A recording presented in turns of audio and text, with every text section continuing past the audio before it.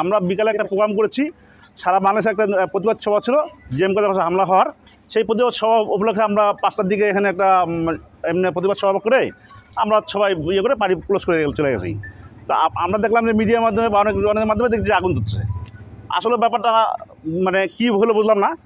আর এটা তো গতবার চলমান জিনিসটা যে এই হামলাগুলো চলতেছে, চোরাগপ্ত হামলা।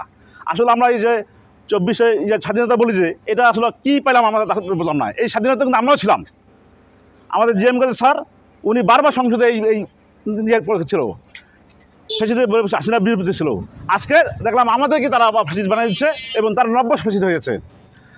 আসলে আমরা তো এটা চাই নাই বাংলাদেশ। আমরা চেয়েছি যার যার ব্যক্তিত্ব তার স্বাধীনতা থাকবে এবং বৈষম্য থাকবে না। আজকে কী দেখতে পাচ্ছি আমরা, সব বৈষম্যে পড়ে যাচ্ছে।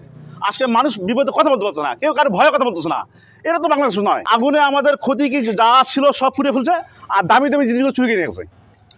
টিভি নিয়ে গেছে, আপনার সাউন্ড বক্স ছিল সেগুলো নিয়ে গেছে, বাথরুমে ছিল সব নিয়ে, মানে যা আছে লুটপাট করছে আর কি। মন্তব্য কি এখন মন্তব্য আমাদের আমাদের চেয়ারম্যান স্যার জিএম স্যার আমাকে বলে অবগত করেছি, উনি মামলা করতে বলছেন।